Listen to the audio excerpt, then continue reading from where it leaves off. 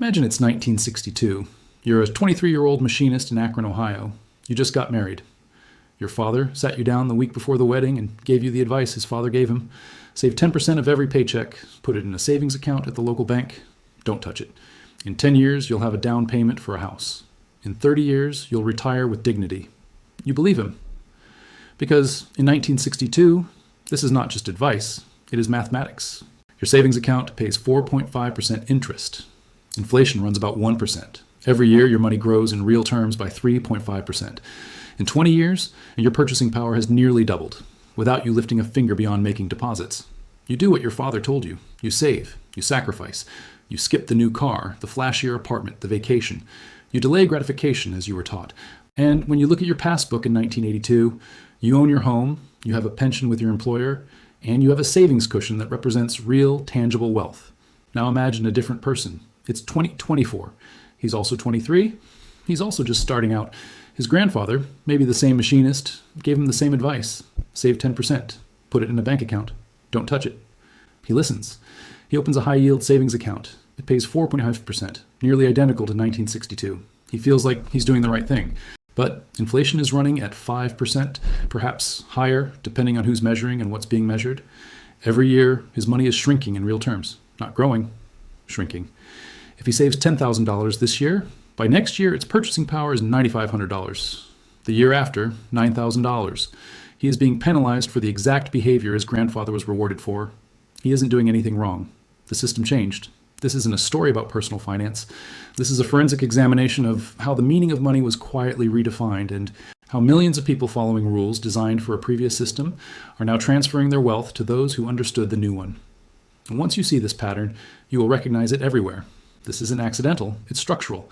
If you ask the average person why they save money, they'll give you an answer rooted in logic that made sense for most of recorded history. You save because you're preparing for the future. You're deferring consumption today for greater consumption tomorrow. You're building a buffer against uncertainty. You're accumulating capital that can be deployed when opportunity arrives. This logic was correct for centuries. Under commodity-based monetary systems, whether backed by gold, silver, or both, saving money was not merely prudent, it was economically rational. Money, when tied to physical substance, could not be conjured from nothing. Its supply grew slowly, roughly in line with population and productivity. Prices were broadly stable over decades, sometimes centuries. And so placing your earnings in storage, whether in a bank, a strongbox, or a mattress, preserved their purchasing power. The act of saving was an act of self-investment. You were, in a very real sense, lending your present self's labor to your future self. People still believe this is how saving works. They believe that a savings account is a safe, conservative way to protect their money. That interest earned is a reward for patience. That holding cash is avoiding risk. None of this is true anymore. And most people don't know why. On August 15, 1971, President Richard Nixon addressed the American public from the Oval Office. He announced a 90-day freeze on prices and wages. He announced a 10% tariff on imports. And buried within that speech, almost casually, he announced that the United States would no longer redeem dollars for gold. This was presented as a temporary measure, a technical adjustment to protect the dollar from speculators. It was, in fact, the end of a monetary era that had structured global finance since Bretton Woods in 1944. And it was the beginning of an entirely new relationship between governments, money, and the people who tried to save it. Under the previous system, the United States promised that any foreign government holding dollars could exchange them for gold at $35 per ounce. This placed a constraint on how many dollars could be created. If the U.S. printed too many, foreign nations would drain its gold reserves. This discipline was not perfect, but it was real. When Nixon closed the gold window, that constraint evaporated. The dollar became what economists call a pure fiat currency. It was worth something because the government said so and because people believed it. It was no longer tethered to anything outside itself. This didn't mean the dollar became worthless. It didn't even mean the dollar became unstable. What it meant was that the U.S. government, and by extension, all governments operating under fiat currency systems, now had the ability to create money in quantities limited only by political will. And for the first time in modern monetary history, the incentives between governments and savers became structurally misaligned. Think about what that means. There's a concept in economics called financial repression. Most people have never heard the term, but they live inside its consequences every day. Financial repression is a set of policies that governments use to channel funds toward themselves at below-market interest rates. The tools vary. They include interest rate caps, capital controls, regulations forcing institutions to hold government debt, and most importantly, the combination of inflation and artificially suppressed interest rates.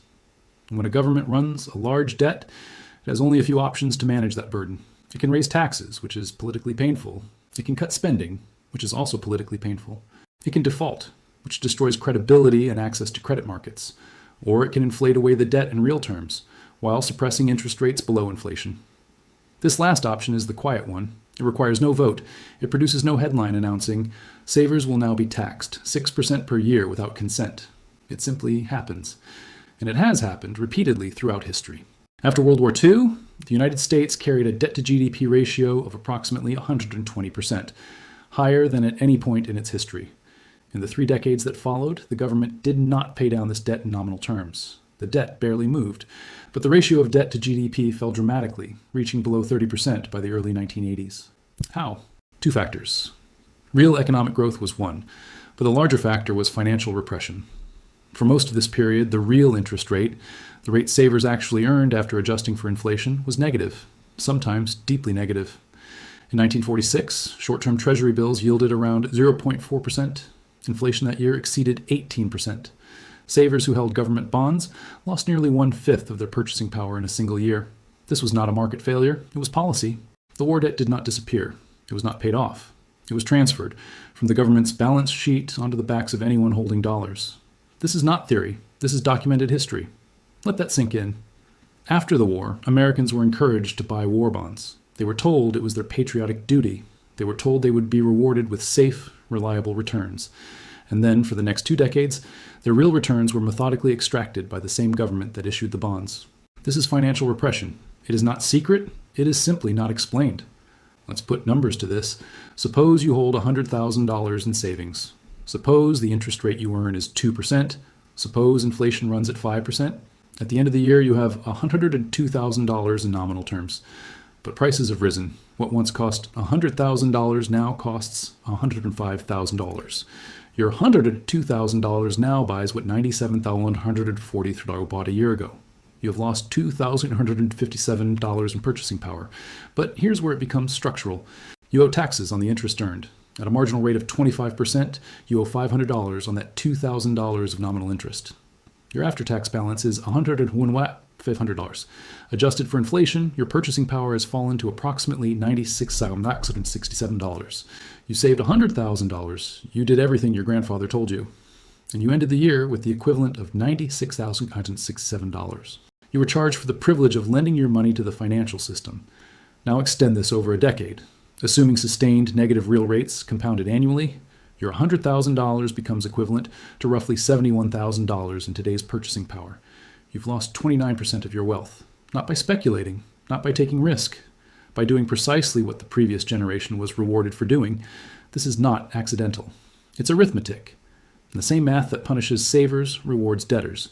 If you borrowed $100,000 at a fixed rate of 4% while inflation ran at 5%, your debt shrinks in real terms each year.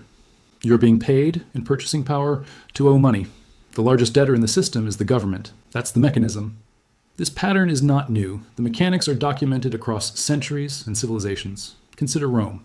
By the 3rd century, the Roman denarius had been systematically debased. What began as a nearly pure silver coin under Augustus contained, by the reign of Gallienus, less than 5% silver. The government needed money for the legions, for the bureaucracy, for frontier defense. It could not raise taxes beyond a certain point without revolt. It could not borrow at scale in the modern sense, so it did the only thing a government can do when constrained. It debased the currency. Roman citizens who had saved denarii found their wealth evaporating. Prices rose in response to the debasement, and those who held real assets, land, goods, commodities, saw their relative wealth increase, while those holding money saw theirs decline.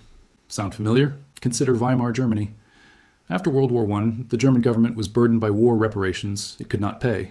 Rather than default, rather than face the political consequences of austerity, the Reichsbank printed money. Between 1921 and 1923, the German mark collapsed from roughly 60 marks to the dollar to 4.2 trillion marks to the dollar. Savers were annihilated. Middle-class families who had accumulated life savings found their bank balances worth less than a loaf of bread. Those who held debt, particularly mortgage debt, saw their obligations evaporate. The transfer was total. Deliberate or not, those who had saved were stripped clean, and those who had borrowed were liberated. Consider Britain after World War II. Like the United States, Britain carried enormous war debts. Unlike the United States, Britain lacked a dominant economy and reserve currency status. The response was identical: financial repression. Interest rates were suppressed below inflation for decades. British savers experienced real losses year after year. Between 1945 and 1975, British households holding government bonds lost approximately 40% of their purchasing power in real terms. This was not an accident. It was the mechanism by which Britain's war debt was resolved. Consider Argentina. Since the mid-20th century, Argentina has cycled through inflationary episodes that have repeatedly destroyed its savers. The peso has been redenominated multiple times, with each iteration erasing zeros from the currency and from the savings of those who held it. The lesson Argentine savers learned, often brutally, is that holding money is not storing value. It is lending to a system that can and will devalue its obligations when necessary. This is not exotic. This is the norm. The 60-year period of stable, positive real returns for savers in the developed West, roughly from 1870 to 1914, and again from 1980 to 2008, was the exception. What we are living through now is the return to historical baseline. Now let's name the beneficiaries. Governments running persistent deficits benefit directly. When inflation exceeds the interest rate on government debt, the real debt burden shrinks without any action required. No spending cuts, no tax increases, no votes. It simply happens. Since 2020, the United States has added approximately $10 trillion to its national debt. Had the average saver received real returns on that debt, meaning interest rates above inflation, the interest expense would have consumed a dramatically larger portion of the federal budget. Instead, real rates were deeply negative for much of this period. Savers were effectively subsidizing government borrowing. Banks benefit. In a fractional reserve system, banks lend at rates far exceeding what they pay depositors. When central banks suppress the base rate while inflation rises, banks pocket the spread. Your savings account might pay you 0.5%, while the bank lends your money out at 6%, 8%, 10%. Your purchasing power erodes while their margin expands. Asset holders benefit. When central banks create money, it does not enter the economy evenly. It enters through specific channels, primarily through bank lending and asset purchases. Those who already own assets see prices rise before the new money diffuses to wage earners and savers. This is called the Cantillon effect, named for an 18th century economist who observed that the first recipients of new money benefit at the expense of the last recipients. If you own a house and the central bank creates $5 trillion in new money to suppress interest rates, your house price rises. You feel wealthier. But the person saving for a down payment watches that down payment buy less and less each year. The transfer is invisible. It shows up on no ledger as a tax. But it is a transfer nonetheless, from those holding cash to those holding assets. Consider this. In 1970, the median home price in the United States was approximately $23,000. The median household income was approximately $9,800. The ratio was roughly 2.3. In 2023, the median home price exceeded $400,000. The median household income was approximately $74,000. The ratio is now 5.4. A middle-class family saving for a home today must save more than twice as many years of income as a family in 1970. Their savings are not insufficient because they are lazy. Their savings are insufficient because the system transferred their future purchasing power to those who already owned the assets. The savers pay, not metaphorically, not abstractly. They pay in years of labor that vanish into inflation adjustments. Consider a teacher who begins her career in 1995, saves $500 per month for 30 years, and invests in safe assets, treasury bonds, CDs, savings accounts. She believes she's being responsible. She follows every rule. By 2025, her nominal savings may total several $100,000. But if her average real return after taxes and inflation was close to zero or negative, she did not accumulate wealth. She accumulated digits that represent a shrinking claim on real goods. Meanwhile, her colleague, who bought a small rental property in 2010, saw that asset triple in value while paying a mortgage that shrank in real terms each year. Both worked the same hours, both exercised the same discipline. The divergence in outcome was determined by which side of the ledger they sat on: creditor or debtor, saver or asset owner. Pensioners pay. When pension funds must hold government bonds, yielding 2% while inflation runs at 5%, those pension funds bleed in real terms every year. When the returns are insufficient, benefits are cut, retirement ages are raised, or contributions are increased. The worker contributing to that pension is paying for the debt management of the sovereign, whether they know it or not. The young pay. A 25-year-old today must convert more labor into assets than a 25-year-old in 1975 to achieve the same quality of life. The price of housing, education, and healthcare has risen far faster than wages. These are not market phenomena in isolation. They are directly connected to the credit expansion and currency policies that inflated asset prices while suppressing real wage growth. The cautious pay. Those told to be careful, those told not to speculate, those who followed the rules as they understood them, they are the ones funding the system. At this point, you might ask, why doesn't the government simply allow interest rates to rise? Why not let savers earn real returns again? The answer is mathematical. As of late 2023, the U.S. federal debt exceeded $33 trillion at an average interest rate of 5%, historically not unusual. Annual interest expense approaches $1.7 trillion. For context, total federal revenue in 2023 was approximately $4.4 trillion. At 5% average rates, interest expense would consume nearly 40% of all federal revenue. Now imagine rates at 7% or 8%. The government would face a choice: default on obligations, cut spending so drastically that social and political stability comes into question, or raise taxes to levels that would cripple economic activity. None of these are politically viable. And so, the path of least resistance, the path chosen again and again throughout history, is to suppress rates, tolerate inflation, and let savers absorb the difference. This is not speculation about future policy. This is explanation of current policy. Real rates are managed. When they rise too high, central banks intervene. When debt becomes unserviceable at market rates, rates are pushed down. The phrase, "we'll never let rates rise too far," is not spoken aloud, but it is implicit in every policy decision. The saver is the release valve. That's the trap. Let's be precise about how new money enters the system. When the Federal Reserve engages in quantitative easing, the purchase of treasury bonds or mortgage-backed securities, it creates new reserves and deposits them with banks or purchases assets from financial institutions. The first recipients of this new money are banks, hedge funds, asset managers. They deploy this money into markets: equities, real estate, corporate credit. Asset prices rise. Only much later, often years later, does this money diffuse through wages, consumer spending, and prices at the grocery store. By the time the worker sees a modest wage increase to compensate for rising prices, the asset holder has already captured the gain. The worker is running on a treadmill. The asset holder is standing at the finish line. This is not a conspiracy. It is simply how monetary transmission works.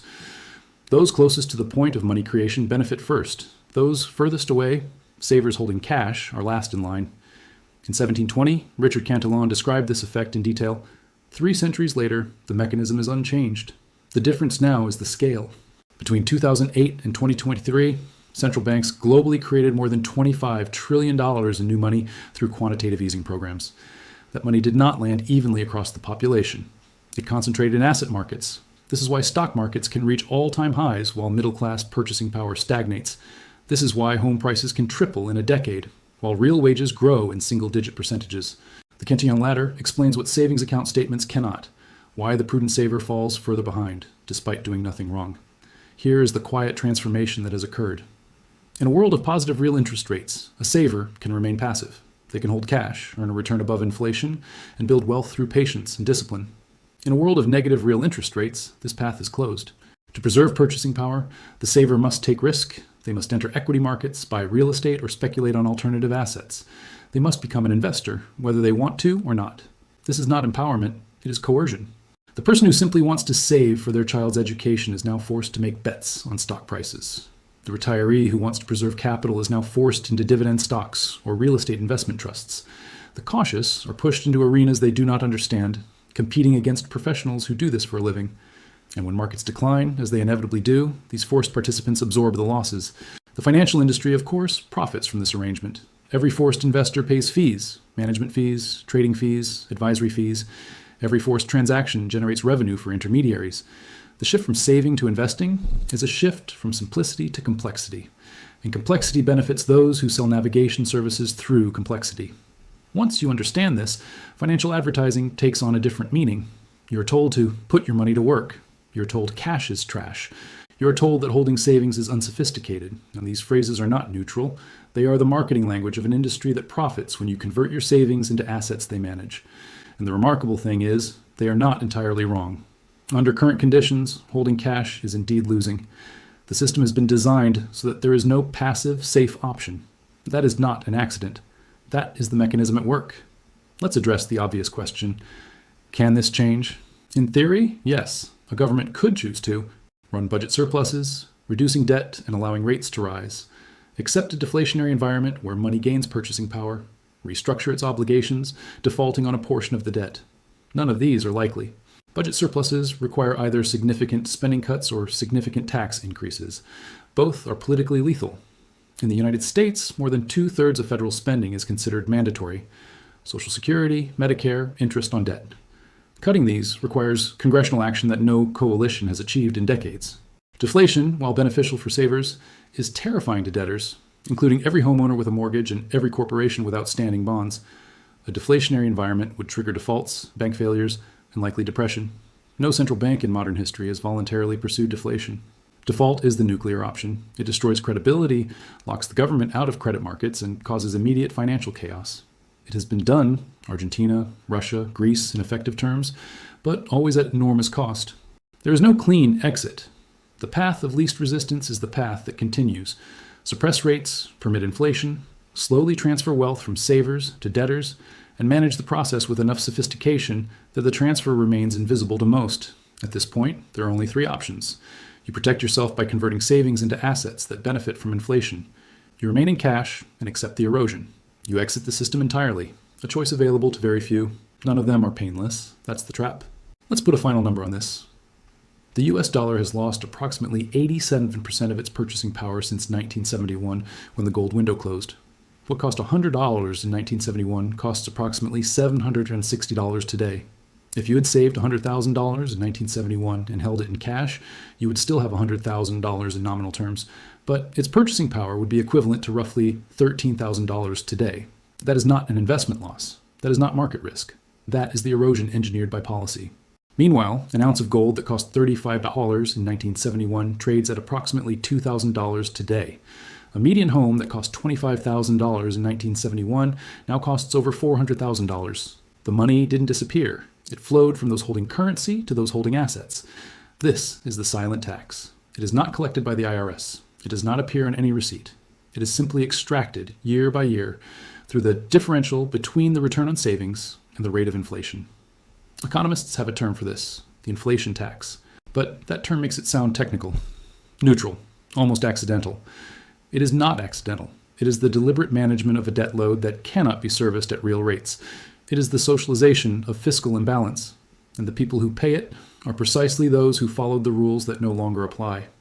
This analysis might seem abstract, theoretical, historical. It is not. As of 2024, global sovereign debt exceeds $90 trillion. The United States alone carries more than $33 trillion. Interest expense is rising. Deficits are structural, meaning they exist regardless of economic conditions. And the demographic pressures on entitlement spending have not yet peaked. There is no mathematical path to resolving these obligations at positive real interest rates. None. The options are inflation, default, or unprecedented fiscal adjustment. Of these, inflation is the most politically palatable. It requires no legislation. It produces no-name losers. It simply happens, year after year, until the debt is eroded to manageable levels. For savers, this is not a temporary inconvenience. It is the operating environment for the foreseeable future. The 40-year period from 1980 to 2020, during which interest rates mostly exceeded inflation and savers could earn real returns in safe assets, was an anomaly.